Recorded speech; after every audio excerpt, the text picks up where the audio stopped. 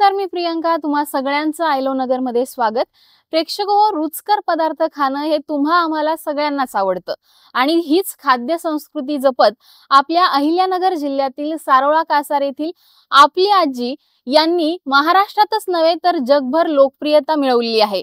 आता यांच्या लोकप्रियतेचं जर वैशिष्ट्य पाहिलं तर वेगवेगळ्या रेसिपी त्या बनवतात. अगदी महाराष्ट्रीयन पासून तर इतरही पदार्थ त्या बनवतात आणि त्याच्यामुळेच आपली आजी या नावाने त्या युट्यूबवर सेन्सेशन बनलेल्या आहेत. आज आपण या विशेष भागामध्ये आपली आजी म्हणजे सुमन धामणे यांच्याशी गप्पा मारणार आहोत. तर चला मग. नमस्कार आजी. नमस्कार. तुमचं आय लव्ह नगर मध्ये स्वागत. आता तुम्ही खूप साऱ्या रेसिपी बनवलेल्या आहेत आणि या रेसिपी खूप लोकांना आवडतात पण. तर ही जी रेसिपी बनवण्याची जी कला आहे किंवा हा जो प्रवास आहे तो कधीपासून सुरू झाला? तुम्हाला कधी वाटलं की हे बनवावं आपण? आता ही कोरोना होता ना, कोरोनाच्या काळामध्ये काही काम नव्हते, घरीच राहायचो आम्ही आणि कुठं जायचं नव्हतं, कोणासंग असा संपर्क बी साधवायचा नाही, आपल्या घरातली घरात. मग माझा नातू म्हणला, आपण आता बसल्या बसल्या ताई युट्यूब चालू करू. म्हणलं बघ बाबा, म्हणलं. आणि मग म्हणे आता आधी पावभाजी बनवून हे करू म्हणे, मला लय आवडती पावभाजी बनव. म्हणलं बाबा मला येईन का बनवता. मग त्यांनी अशा मोबाईल मध्ये 2 मला रेसिपी दाखवल्या. मग मी बनवली पावभाजी. मग आमच्या घरात सगळ्यांनाच आवडली. आणि मग म्हणे आता आपण ना युट्यूब चॅनल चालू करू. आणि म्हणलं आता चलत आहे का नाही, आता मला बी त्याच्यातलं काही एवढं माहित नव्हतं. म्हणलं तू फक्त बनवून दे, मी सगळं करीत जात जाईन. मग द्यायचे त्याला बनवून अशा कोरड्या कोरड्या भाज्या. कधी गवारी शेंगा कर, कधी असं हे कर, शेवग्या शेंगा कर, चलतात का नाही, चलत का नाही. आणि मग मेन तर मी लोखंडी तव्यामध्ये आपलं कारलं बनवलं. खूप छान झालं. लई बाळांना आवडलं ते कारलं. लई लोकांनी पाहिलं. मग तिथून मग आम्ही म्हणलं आता बघत येत बर का बाळ, म्हणलं सगळे. मग सुरुवातच केली आम्ही. अच्छा. आता तुम्ही इतक्या साऱ्या रेसिपी बनवता, तर हे कुणाकडून बनवायचं शिकलेले आहेत की आधीच पासून आवड आहे तुम्हाला? नाही, मला आधीपासूनच आवड आहे. आमचे मालक पोलीस मध्ये सर्व्हिसला होते ना, एकदा ड्युटीला गेले, मग अशा 2-4 मैत्रिणी आमच्या भेटायच्या. मग जे आपल्याला आटम बनवता येत नाहीत ना, मग ते शिकायचे. आज तिच्या घरी ही बनवायचं, माझ्या घरी ही बनवायचं. मेन तर मला तो ढोकळा येत नव्हता तांदळाचा. लई वेळा मी प्रयत्न केला पण तो चुकायचाच माझ्याकडून. मग माझ्या शेजारी बाई होती राहायला. मग तिला म्हणलं ताई मला आहे ना असं असं ते ढोकळाच जमत नाही म्हणलं. म्हण कितकं सोपा आहे म्हणे. मग त्यांनी मला तो ढोकळा शिकवला. अच्छा, म्हणजे तिथून पुढे तुम्ही मग सुरुवातच केली मग आम्ही तिथून पुढे. अच्छा. तर आता इतक्या साऱ्या रेसिपी बनवल्यात तुम्ही आतापर्यंत, कोणकोणत्या रेसिपी बनवल्यात आणि त्यातली कोणती रेसिपी तुम्हाला जास्त आवडली की माझ्या हातून ही चांगली झाली?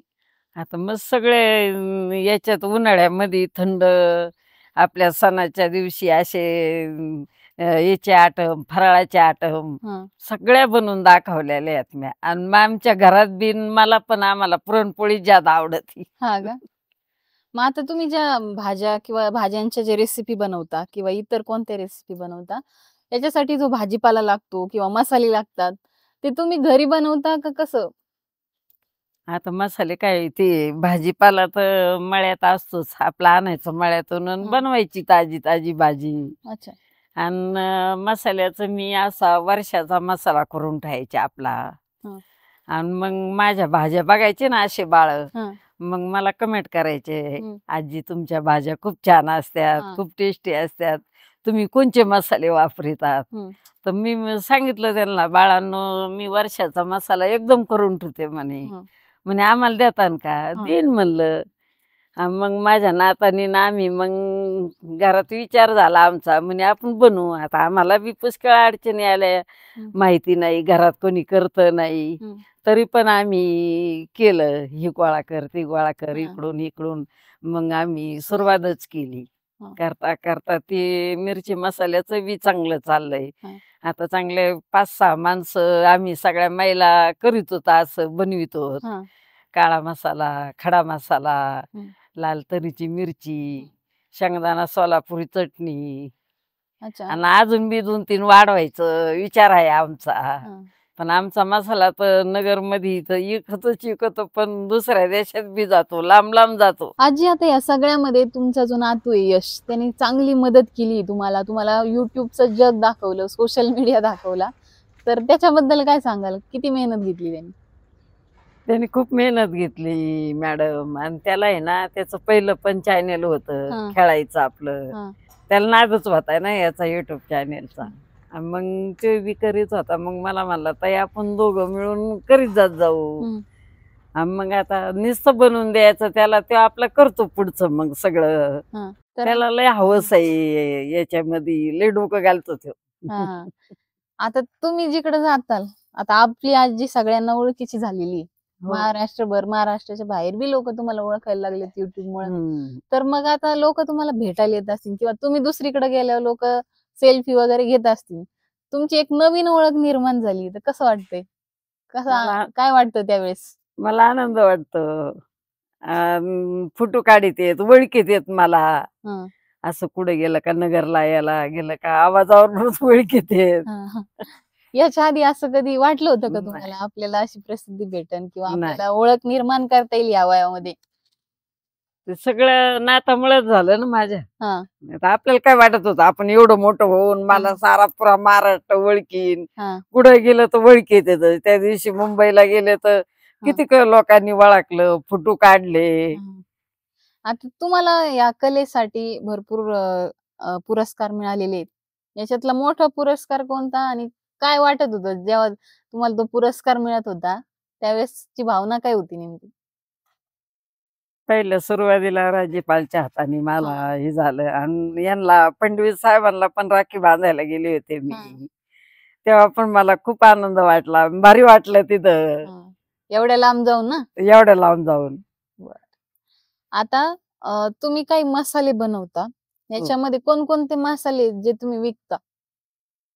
आम्ही खडा मसाला करायचा ना, मग त्याच्यामध्ये सगळे आटम टाकत होतो आपले नेहमीच्या लवंगा, जिरे, मिरे असे सगळे आटम टाकून बनवायचे. आणि कांदा लसूण मसाला ते बनवायचं, मग त्याच्यात कांदा लसूण ते सगळं टाकून बनवायचं. अच्छा. आता आजी तुम्ही 70 पार केलेली, या वयामध्ये लोक निवांत रिटायरमेंट घेतात, काम नको असतं, काही नको, फक्त निवांत राहायला आवडतं लोकांना, किंवा असतात काही लोक, तर तुम्ही या वयामध्ये एवढे ऍक्टिव्ह कशा आहेत? करायचं आता नातांच्यासाठी. आपलं नातू चांगला आहे माझा, नाती पण चांगले आहेत, करायचं त्यांच्यासाठी.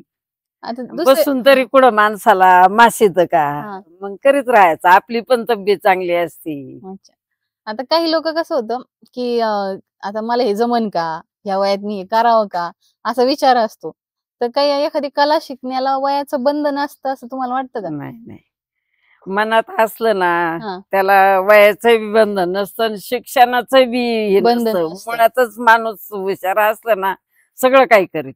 म्हणजे जिद्द असली पाहिजे, जिद्द असली, मनात जिद्द पाहिजे. आता तुमच्या वयात जे लोक आहेत, कधी कधी त्यांना घरच्याही सांभाळत नसतात, कोणी वेगवेगळे प्रॉब्लेम असतात काही काहींना, तर लोक हताश होतात त्या टायमाला की काय करावं, काय होऊ शकतं आपल्याच्यानी. तर तुम्ही अशा लोकांना काय सांगता? आता त्या लोकांनी बी करायचं. आता मी नाही करीत का, एवढ्या वयात करीत मी, पण मला वाटतं त्यांनी पण करीत जायचं. अच्छा, काही ना काही केलं पाहिजे. आणि चूल मूल धरून बसायचं नाही. मला वाटतं बाहेर निघायचं, जरा बाहेरची हवा बघायची, नवऱ्याच्या हाताला हात देऊन काम करायचं, 4 पैसे भेटतात आपल्याला, त्याची काय लाज आहे आपल्याला? पोटाची काय लाज आहे? आता तुमच्यासारखंच तुम्ही आता तरी समजा तुम्ही 70 पार केली, पण तरुण जे मुलं आहेत, मुली आहेत, त्यांना पण काहीतरी करायची इच्छा असते, तर त्यांच्यासाठी नव्याने कोणत्याही क्षेत्रामध्ये येणाऱ्या मुला मुलींसाठी तुम्ही काय सांगता? त्यांच्यासाठी करावा, त्या मुलींनी पण करायचं, सगळं करीत जायचं, न खुशाल पुरुषांच्या हाताला हात देऊन नोकरी करायची, वाटण ती काम करायचं, आपलं सगळं करायचं, घरातली घरात करायचं. मी आता एवढ्या वयात तुमच्यासारख्याने करायलाच पाहिजेत ना. प्रेक्षक हो, आताच आपण आपली आजी अशी ओळख असलेल्या सुमन धामणे यांच्याशी गप्पा मारलेल्या आहेत. असेच नवनवीन चेहरे आम्ही तुमच्या भेटीला घेऊन येणारच आहोत. तुर्तास मात्र या कार्यक्रमामध्ये वेळ झालेली आहे इथेच थांबण्याची. धन्यवाद.